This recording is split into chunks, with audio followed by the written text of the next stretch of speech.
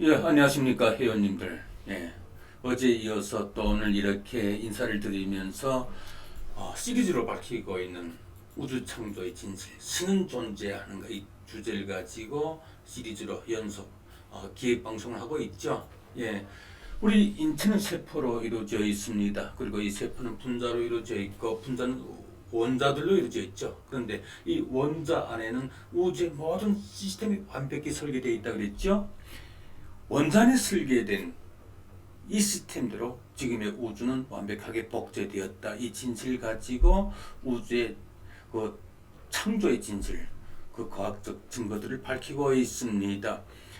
현대 전체 물리학의 바이블처럼 성서처럼 여겨지는 빅뱅론이라든지 또 표준 모형 이론이라든지 이런 이론들도 히그스 입자 이론 포함해서 이런 이론들도 저와 같이 물리적 증거로 이렇게 증명하면 됩니다.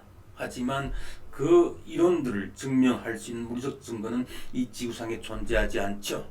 만약 그 증거가 이 지구상에 단 하나라도 존재한다면, 아니 이 우주에 단 하나라도 존재한다면 저는 거기에 10억이라는 어마어마한 상금을 걸었죠. 또 지금 제가 20회 넘게 시리즈 기획 방송을 통해서 밝히고 있는 이 우주 창조의 진실에 대해서 반론할 수 있는 물리적 증거가 이 우주에 단 하나라도 존재한다면 역시 저는 거기에 이 엄청난 상금을 걸었습니다. 예, 진실은 이렇게 저와 같이 전하면 됩니다. 밝히면 됩니다. 예, 지금 저는 어떤 저희 주장을 위한 이론이 아니라 현대 우주 과학 기술이 이루어낸 그 관측 자료들 가지고 진실을 밝히고 있죠. 예, 제 뒤에 지금 이미지가 보이죠? 지금 오른쪽에는 수소 원자가 있고 그리고 그 궤도 운동을 하는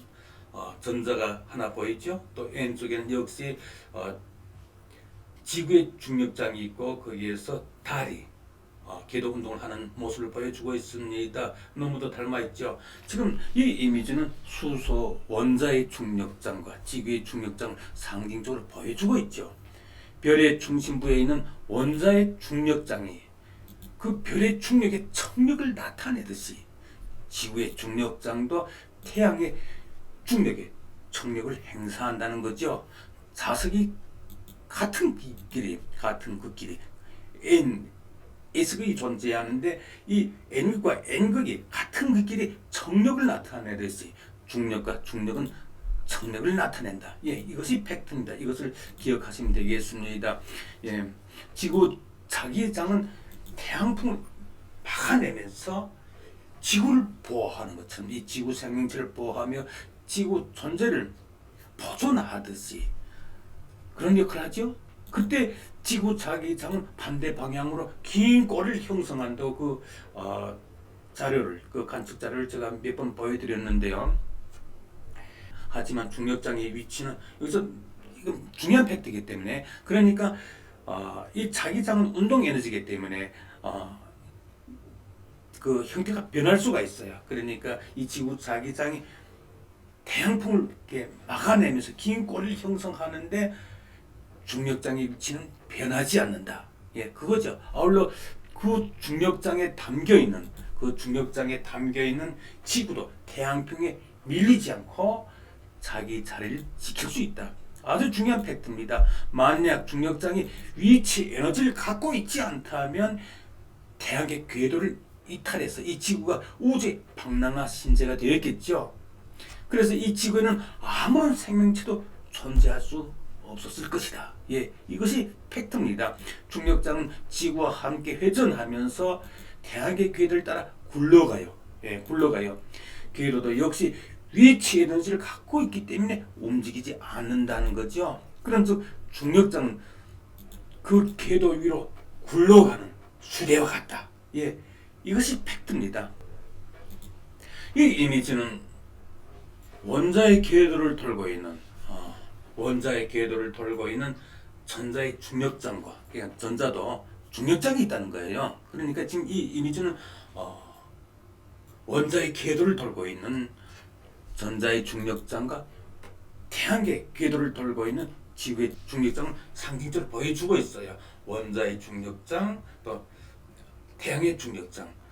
그것을 지금 상징적으로 비교해서 보여주고 있다는 거죠. 그런즉 원자의 질량, 중력이 더해진 것이 지구를 비롯한 우주의 모든 별과 행성들의 질량, 중력이다. 이것이 팩트라는 거죠. 이처럼 우주는 원자 시스템대로 제가 많은 관측 자료들 가지고 진실을 밝혔습니다만 이처럼 우주는 원자 시스템대로 완벽히 복제되었다는 거죠. 제 뒤에 보이는 이 이미지는 목성의 중심핵에 들어갈수록 이렇게 목성의 중심핵으로 들어갈수록 중력에 의해서 압축되면서 작아지는 수소 원자의 모습과 또 여기 수소 원자 핵을 보호하는 보호막을 껍데기라고 하죠. 이 보호막을 상징적으로 보여주고 있습니다. 원자의 궤도 역할을 하는 이 껍데기, 이 원자 껍데기 보호막이 없다면 목성도 태양과 같은 별이 될 수 있어요. 두 개의 수소 원자가 하나로 합쳐지면서 핵융합을 통해 헬륨을 생성하면서 태양과 같이 불을 지필 수 있기 때문이라는 거죠.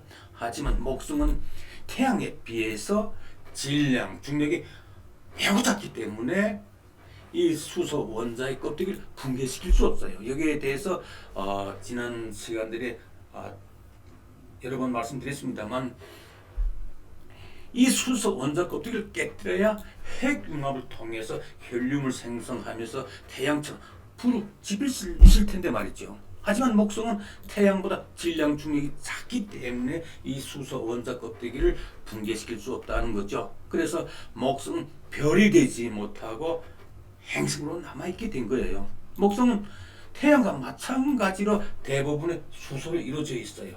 하지만 이 수소 원자 껍데기를, 이 수소 원자 껍데기를 붕괴시킬 수 있는 힘이 없어서, 중력이 없어서 별이 되지 못하는 거죠. 지금 이 이미지는 수소 원자 껍데기가 붕괴되면서 두 개의 수소가 하나로 결합해서 이 결합을 핵융합을 하죠. 그러니까 이 두 개의 수소가 하나로 결합해서 헬륨이 생성되는 과정을 상징적으로 보여주고 있어요. 그런즉 이 원자 껍데기와 중력의 메커니즘에 의해서 별이 생성되고 우주 물질이 만들어진다는 거죠. 아울러 원자 껍데기와 중력의 메커니즘을 알면 우주의 모든 진실을 밝힐 수가 있어요. 이 이미지는 많이 보셨죠? 예, 우리 주변에 이런 이미지가 많이 등장하죠. 이 이미지를 보면 원자의 궤도가 아주 이렇게 얼기설기하게 복잡하게 얽혀 있죠. 그리고 우주 진화에서 중력과 더불어 매우 중요한 역할을 하는 원자 껍데기의 실체가 보이지 않아요. 그러면서 왜곡된 이 이미지는 왜곡된 원자 모형입니다. 아울러 이처럼 왜곡된 원자 모형으로는 우주의 진실을 절대 밝힐 수가 없겠지요. 지금의 우주는 앞서서 많은 관측 자료를, 증거 자료를 가지고 진실을 밝혔습니다만 지금의 우주는 원자의 시스템대로 완벽히 복제된 것인데요. 그 원자 시스템을 왜곡해가지고는 우주의 진실을 영원히 밝힐 수 없다는 거죠. 미국과 유럽을 비롯한 선진국들이 45조, 수십조 원의 막대한 자금을 쏟아 부으면서도 우주 탄생의 진실을 밝히지 못하는 것은 지금의 우주를 복제시킨 원자 시스템 프로그램에 대해서 아직 깨닫지 못하기 때문이라는 거죠. 지금 이 이미지는 산소 원자의 2층 껍데기 구조와 그 껍데기 위에 붙어서 궤도 운동을 하는 8개의 전자들을 상징적으로 보여주고 있는데요. 바로 이 원자 껍데기 위에 전자들의 궤도가 있는 거죠. 이 원자 껍데기 위에 전자들의 궤도가 있다. 이게 팩트입니다. 원자 핵의 질량이 증가함에 따라서 원자 껍데기의 층수도 증가하게 된다는 거죠. 지금 이 산소 원자의 모형을 보여주고 있는데 원자 핵의 질량이 증가할수록 이게 원자 껍데기의 층수도 이렇게 증가할 수 있다. 예, 그걸 지금 말씀드리는데요. 이 껍데기 층의 궤도에서 회전하는 전자들의 수도 증가한다. 껍데기 수만 증가하는 것이 아니라 이 껍데기에 붙어서 궤도 운동을 하는 전자들의 수도 증가한다는 거죠. 이와 마찬가지로 우주의 별이나 행성들도 질량의 크기에 따라 여러 궤도를 형성하고 많은 위성들을 거느릴 수가 있어요. 이 이미지는 토성의 대표적인 위성들을 상징적으로 보여주고 있어요. 그리고 여기 지금 보게 되면 나트륨 원자와 여기 보이죠? 이 나트륨 원자와 태양계 모습을 상징적으로 비교해서 보여주고 있습니다. 나트륨 원자 핵은 11개의 양성들이 이루어져 있죠. 따라서 3개의 궤도를 형성하고 11개의 전자들을 거느리고 있어요. 원자 핵의 질량이 증가함에 따라서 원자 껍데기의 충수도 증가하고 그 궤도에서 회전하는 전자들의 수도 지금 이 이미지에서 보여주는 것처럼 원자 핵의 질량에 비례해서 증가한 것이죠. 마찬가지로 태양계에 속한 목성과 토성도 질량에 따라서 여러 궤도를 형성하고 수십 개의 위성들을 거닐 수가 있어요. 원자의 질량에 의한 에너지 법칙대로 이 태양계도 복제된 것이죠. 만약 원자 껍데기가 완전히 붕괴된다면 그 즉시 전자들은 핵에 밀려 들어가서 양성자 결합해서 중성자로 변환된다고 말씀드렸죠. 실제로 태양 질량보다 10배 이상 큰 별의 중력과 폭발 에너지 등에 의해서 원자 껍데기가 완전히 붕괴되면요, 그 궤도 밖에서 운행하던 전자들이 핵에 밀려 들어가면서 양성자 결합해서 중성자로 변환되게 되죠. 그렇게 진화된 것이 중성자별이라고 지난 시간에 말씀드렸죠. 이와 마찬가지로 지구의 궤도가 붕괴된다면 그 즉시 다른 지구를 향해 돌진하게 될 것이죠. 마찬가지로 목성이나 토성의 궤도를 돌고 있는 수많은 위성들도 역시 그 궤도가 붕괴된다면 어떻게 될까요? 역시나 마찬가지겠죠.